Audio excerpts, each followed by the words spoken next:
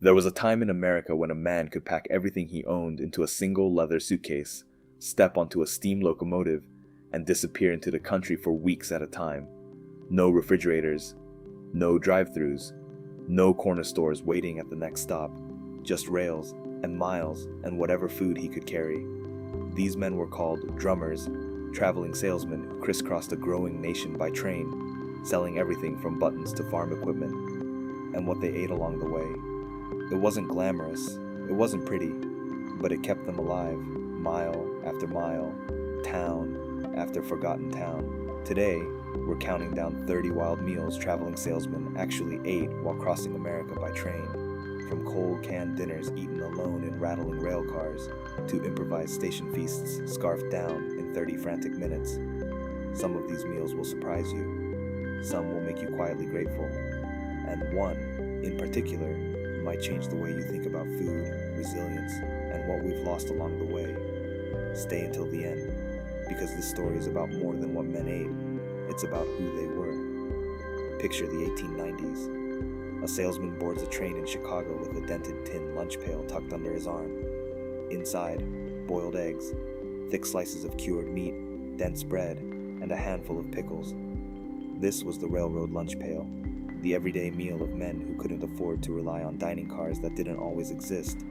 The real genius was in the packing. Salted meats resisted spoilage for days.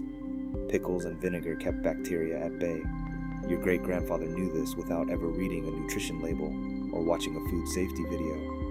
And get this, that same logic, that same instinct to prepare portable, durable food before a long journey is exactly what millions of people call meal prep today. We just gave it a new name and forgot where the idea came from. Now, when a train did stop long enough, something remarkable happened. Along the Santa Fe Railway, a man named Fred Harvey built a chain of station restaurants where travelers could get a hot meal, real steak, roasted potatoes, fresh coffee. During a strict 30-minute stop, men would sprint off the train, sit down, eat as fast as humanly possible, and sprint back as the conductor shouted all aboard into the smoky air. Translation: this was fast food, American style, more than 100 years before the Golden Arches ever existed. But here's where it gets truly poignant. Not every man could afford the Harvey House. Not every stop had one. So the sardine tin became a kind of salvation. Cheap, protein-rich, requiring nothing but a tin opener and a sleeve of dry crackers, the sardines and crackers combination was the meal of necessity. The smell of canned fish in a crowded railcar wasn't exactly welcome, but hunger has a way of making things acceptable. Sometimes the meals were even simpler than that. Cold baked beans, eaten straight from the can with a spoon, the metal scraping softly as the train rocked through dark countryside, or a jar of pickled eggs, clinking quietly in a leather bag, preserved in vinegar brine that could keep them edible for days without a single cube of ice. These weren't delicacies, they were solutions.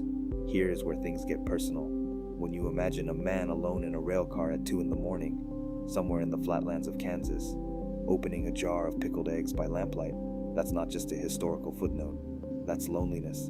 That's the strange, quiet grief of being far from your kitchen, far from your family, far from anything warm or familiar. We lost something when we stopped understanding how deeply food is tied to the feeling of being home. These weren't just meals, they were systems. Traveling salesmen didn't eat for pleasure, they ate for endurance. Every food choice was a calculation. How long will this last? How little does it cost? How much energy will it give me before the next stop? The salt pork sandwich. Thick slices of fatty preserved pork stuffed between dense bread with raw onions and sharp mustard. Wasn't a recipe anyone would choose freely, but it delivered calories that lasted hours, and it survived a full day in a suitcase without complaint. The dining car mystery stew was another matter entirely. Train kitchen cooks improvised with whatever meats and vegetables hadn't been used from the previous day's service, combining them into a hot, steaming bowl of something that defied description. Nobody asked too many questions. It was hot. It was filling. And after 18 hours on a train, that was more than enough.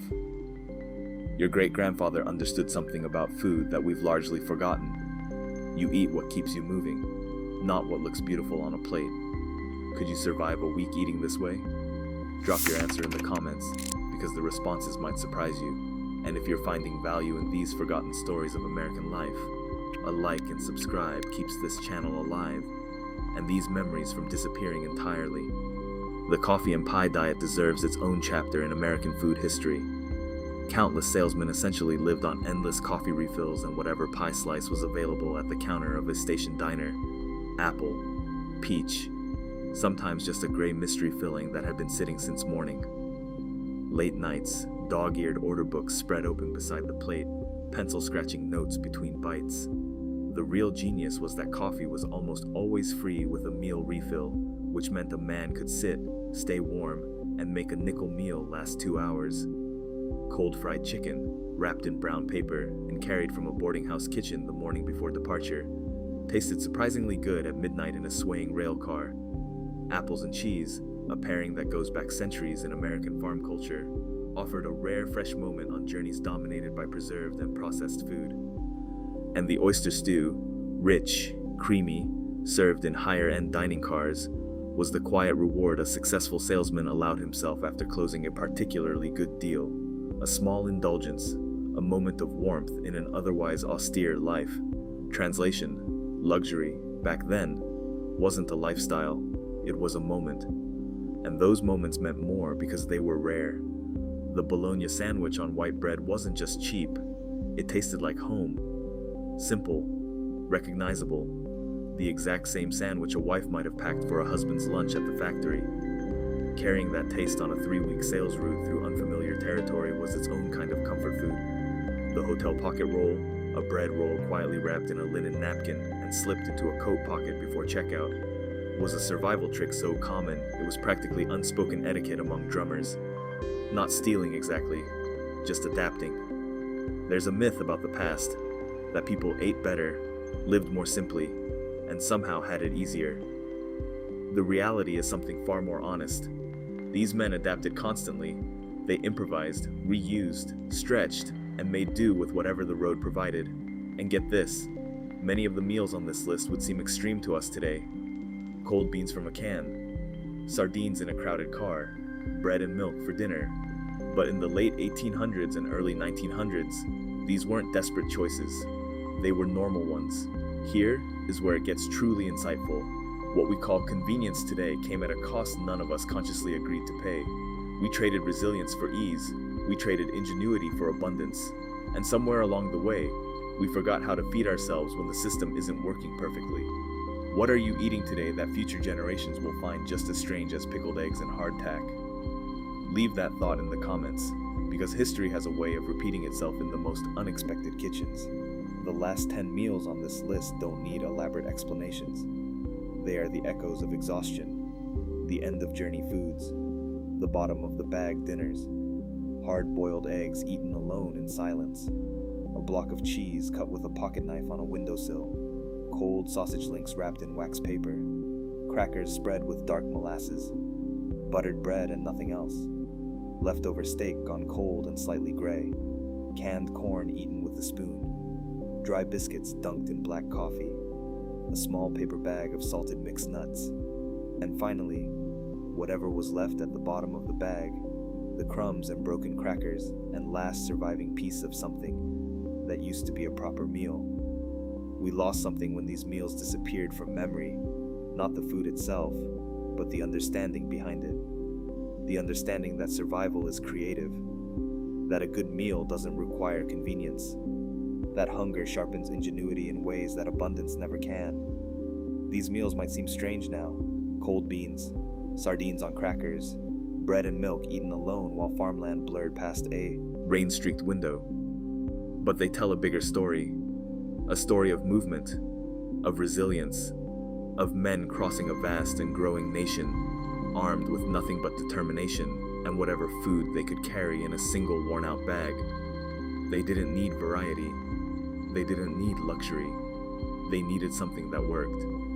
And somewhere along the way, we traded that quiet genius for drive-thrus and delivery apps, and forgot what it felt like to truly make do. The real genius was never the food. It was the people who figured out how to keep going on so little, for so long, across so many miles. Maybe the lesson isn't about what they ate. Maybe it's about how they adapted, and what that kind of adaptation might mean for us if we ever found ourselves needing it again.